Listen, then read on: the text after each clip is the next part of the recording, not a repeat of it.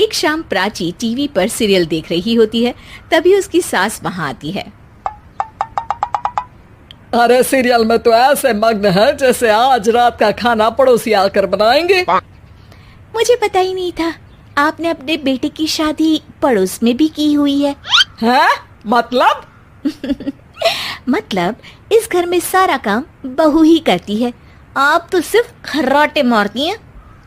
अच्छा जी, फिलहाल तो तुम आराम फरमा रही हो, चलो जाओ, ये मेरे टीवी देखने का समय है। आहा, इसीलिए मुझे भगाया जा रहा है। सॉरी, अब तो बिल्कुल नहीं जाऊंगी। प्राची की इस बात पर दोनों सास बहू के बीच टीवी रिमोट के पीछे बच्चों जैसे छीना झपटी शुरू हो जाती है, जिसके बीच श्लोक भी काम से घर वापस आ जाता है। आज मेरी चूहे बिल्ली की जोड़ी किस बात पर झगड़ रही है? अरे तेरे बीवी मुझे टीवी ही नहीं देखने दे रही। अरे तुम्हारी मम्मी मुझे खाना बनाने के लिए फोर्स कर रही है। अरे वाह, ऐसे बेतुके रीजन पर तो बच्चे भी झगड़ा नहीं करते। अरे मुझे कुछ मत बोल, सब इसने ही शुरू किया है। हाँ हाँ, जैसे आप तो बहुत दूध की धूली है ना। अरे बस दोनों चुप।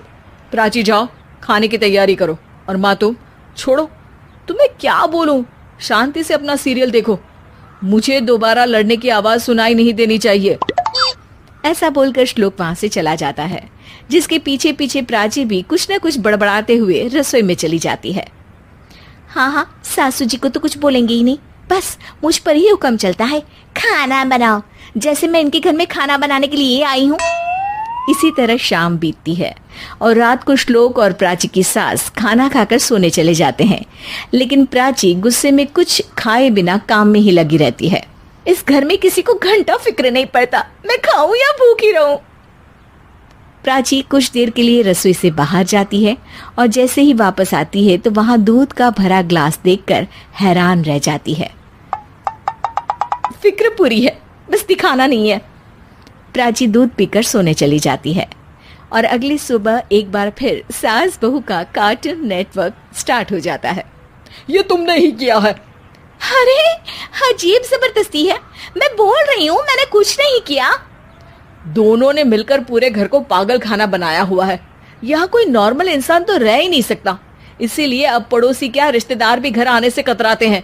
और सुन बेटे, तू भी चंगा, तेरी माँ भी चंगी, तेरी बीवी भी चंगी, रिश्तेदार। हाँ जी, आपको नहीं पता क्या, गंगाधर ही शक्तिमान है, रिश्तेदार ही। हाँ हाँ, बस समझ गया। कभी जानवरों जैसे लड़ेंगी तो कभी जुगलबंदी करेंगी।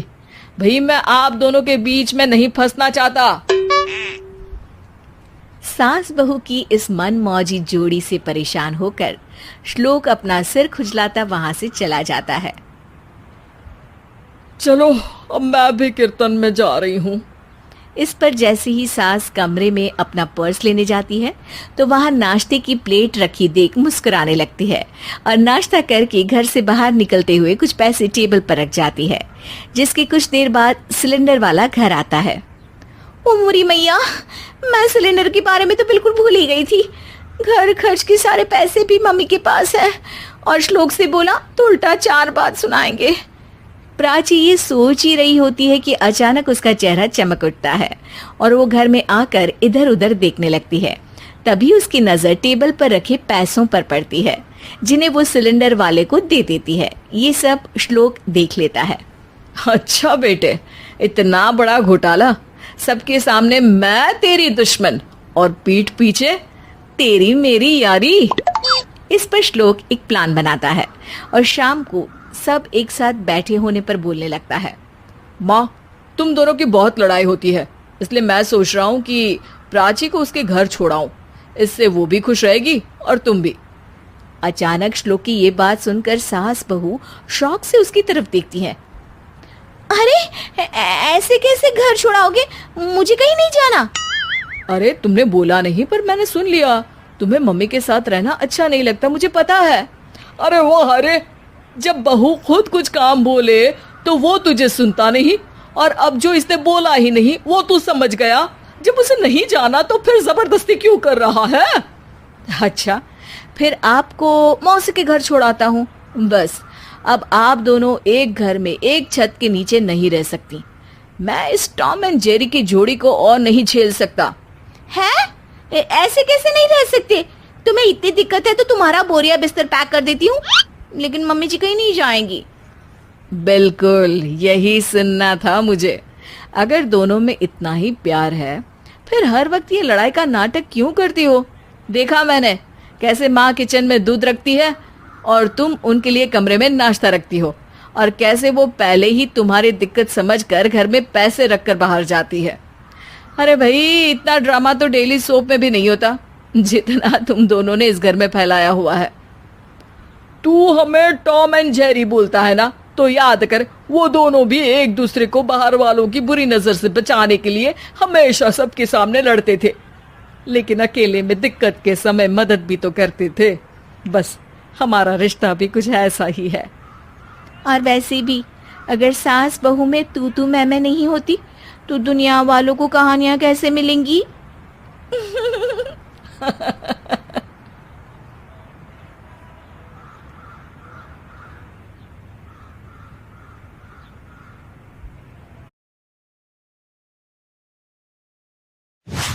एक शाम प्राची टीवी पर सीरियल देख रही होती है, तभी उसकी सास वहां आती है। अरे सीरियल में तो ऐसे मग्न है जैसे आज रात का खाना पड़ोसी आकर बनाएंगे। मुझे पता ही नहीं था आपने अपने बेटे की शादी पड़ोस में भी की हुई है। हैं? मतलब? मतलब इस घर में सारा काम बहू ही करती है, आप तो सिर्फ खर्राटे मारती हैं। अच्छा जी, फिलहाल तो तुम आराम फरमा रही हो, चलो जाओ, ये मेरे टीवी देखने का समय है। आहा, इसीलिए मुझे भगाया जा रहा है। सॉरी, अब तो बिल्कुल नहीं जाऊंगी। प्राची की इस बात पर दोनों सास बहू के बीच टीवी रिमोट के पीछे बच्चों जैसे छीना झपटी शुरू हो जाती है, जिसके बीच श्लोक भी काम से घर वापस आ जाता है। हाँ, आज मेरी चूहे बिल्ली की जोड़ी किस बात पर झगड़ रही है? अरे तेरे बीवी मुझे टीवी ही नहीं देखने दे रही। अरे तुम्हारी मम्मी मुझे खाना बनाने के लिए फोर्स कर रही है। अरे वाह, ऐसे बेतुके रीजन पर तो बच्चे भी झगड़ा नहीं करते। अरे मुझे कुछ मत बोल, सब इसने ही शुरू किया है। हाँ हाँ, जैसे आप तो बहुत दूध की धूली है ना। अरे बस, दोनों चुप। प्राची जाओ, खाने की तैयारी करो, और माँ तुम छोड़ो, तुम्हें क्या बोलूं, शांति से अपना सीरियल देखो, मुझे दोबारा लड़ने की आवाज सुनाई नहीं देनी चाहिए। ऐसा बोलकर श्लोक वहां से चला जाता है, जिसके पीछे पीछे प्राची भी कुछ न कुछ बड़बड़ाते हुए रसोई में चली जाती है। हाँ हाँ, सासू जी को तो कुछ बोलेंगे ही नहीं, बस मुझ पर ही हुक्म चलता है, खाना बनाओ, जैसे मैं इनके घर में खाना बनाने के लिए आई हूँ। इसी तरह शाम बीतती है और रात को श्लोक और प्राची की सास खाना खाकर सोने चले जाते हैं, लेकिन प्राची गुस्से में कुछ खाए बिना काम में ही लगी रहती है। इस घर में किसी को घंटा फिक्र नहीं पड़ता, मैं खाऊं या भूखी रहूं। प्राची कुछ देर के लिए रसोई से बाहर जाती है और जैसे ही वापस आती है तो वहां दूध का भरा ग्लास देखकर हैरान रह जाती है। फिक्र पूरी है, बस दिखाना नहीं है। प्राची दूध पीकर सोने चली जाती है और अगली सुबह एक बार फिर सास बहू का कार्टून नेटवर्क स्टार्ट हो जाता है। ये तुमने ही किया है। अरे अजीब जबरदस्ती है, मैं बोल रही हूँ मैंने कुछ नहीं किया। दोनों ने मिलकर पूरे घर को पागल खाना बनाया हुआ है। यहाँ कोई नॉर्मल इंसान तो रह ही नहीं सकता, इसीलिए अब पड़ोसी क्या रिश्तेदार भी घर आने से कतराते हैं। और सुन बेटे, तू भी चंगा, तेरी माँ भी चंगी, तेरी बीवी भी चंगी, रिश्तेदार। हाँ जी, आपको नहीं पता क्या, गंगाधर ही शक्तिमान है, रिश्तेदार ही। हाँ हाँ, बस समझ गया। कभी जानवरों जैसे लड़ेंगी तो कभी जुगलबंदी करेंगी। भाई, मैं आप दोनों के बीच में नहीं फंसना चाहता। सास बहू की इस मन मौजी जोड़ी से परेशान होकर श्लोक अपना सिर खुजलाता वहां से चला जाता है। चलो, अब मैं भी कीर्तन में जा रही हूँ।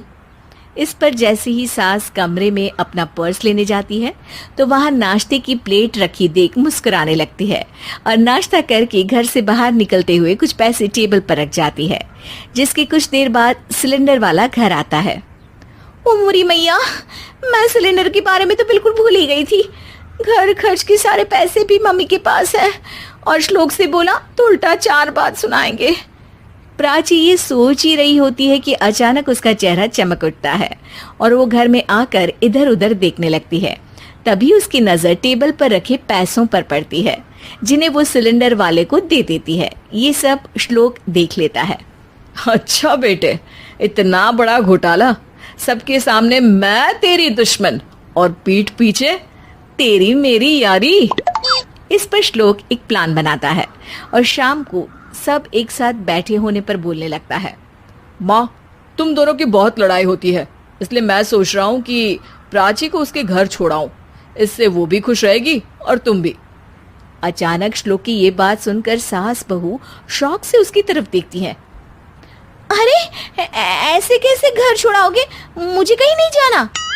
अरे तुमने बोला नहीं पर मैंने सुन लिया। तुम्हें मम्मी के साथ रहना अच्छा नहीं लगता, मुझे पता है। अरे वो अरे, जब बहू खुद कुछ काम बोले तो वो तुझे सुनता नहीं, और अब जो इसने बोला ही नहीं वो तू समझ गया। जब उसे नहीं जाना तो फिर जबरदस्ती क्यों कर रहा है? अच्छा, फिर आपको मौसी के घर छोड़ाता हूँ। बस अब आप दोनों एक घर में एक छत के नीचे नहीं रह सकती। मैं इस टॉम एंड जेरी की जोड़ी को और नहीं झेल सकता। है? ऐसे कैसे नहीं रह सकते? तुम्हें इतनी दिक्कत है तो तुम्हारा बोरिया बिस्तर पैक कर देती हूँ, लेकिन मम्मी जी कहीं नहीं जाएंगी। बिल्कुल यही सुनना था मुझे। अगर दोनों में इतना ही प्यार है फिर हर वक्त ये लड़ाई का नाटक क्यों करती हो? देखा मैंने कैसे माँ किचन में दूध रखती है और तुम उनके लिए कमरे में नाश्ता रखती हो, और कैसे वो पहले ही तुम्हारी दिक्कत समझकर घर में पैसे रखकर बाहर जाती है। अरे भाई, इतना ड्रामा तो डेली सोप में भी नहीं होता जितना तुम दोनों ने इस घर में फैलाया हुआ है। तू हमें टॉम एंड जेरी बोलता है ना, तो याद कर वो दोनों भी एक दूसरे को बाहर वालों की बुरी नजर से बचाने के लिए हमेशा सबके सामने लड़ते थे, लेकिन अकेले में दिक्कत के समय मदद भी तो करते थे। बस हमारा रिश्ता भी कुछ ऐसा ही है। और वैसे भी अगर सास बहू में तू मैं नहीं होती तो दुनिया वालों को कहानियां कैसे मिलेंगी?